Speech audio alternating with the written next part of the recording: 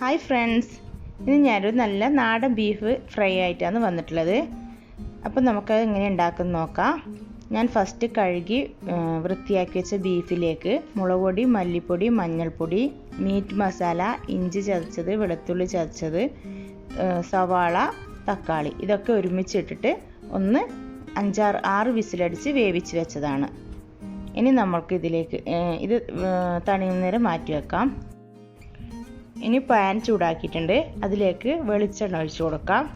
വെളിച്ചെണ്ണ ഒന്ന് ചൂടാവുമ്പോൾ നമുക്ക് വറ്റൽമുളകും ഒരു പിടി കറിവേപ്പിലയും ഇട്ട് കൊടുക്കാം.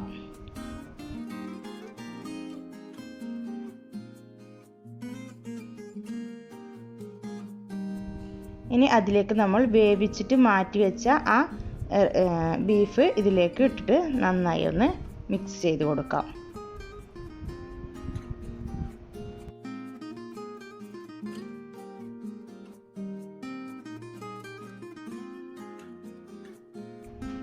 നന്നായി മിക്സ് ചെയ്ത് അതിലത്തെ വെള്ളമൊക്കെ ഒന്ന് വറ്റി വരണം. ഇടയ്ക്കിടയ്ക്ക് നമ്മൾ ഇളക്കി കൊടുക്കണം.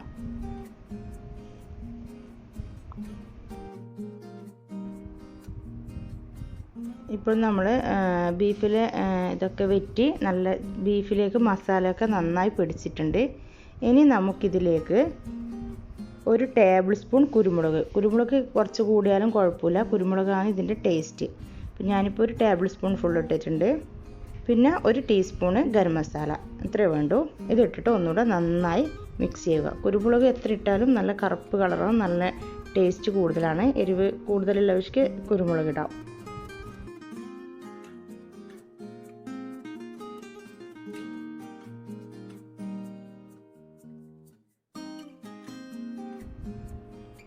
ഇപ്പോൾ നമ്മുടെ ബീഫ് ഏകദേശം റെഡി ആയിട്ടുണ്ട്.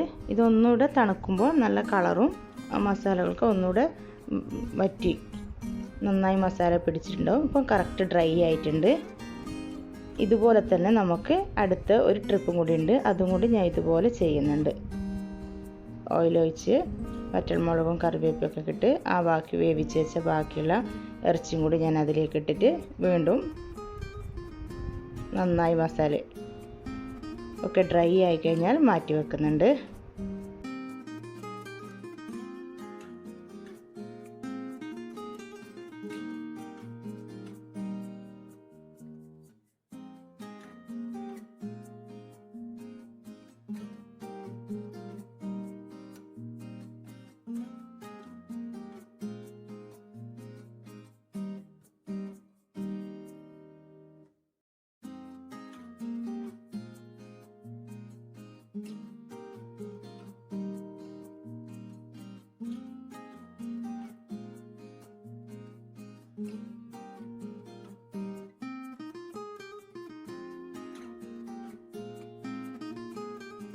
ഇപ്പോൾ നമ്മുടെ ബീഫ് റെഡി ആയിട്ടുണ്ട്. ഞാൻ എല്ലാം കൂടി ഒന്നുകൂടെ ഇട്ടിട്ട് നന്നായി മിക്സ് ചെയ്തിട്ടുണ്ട്.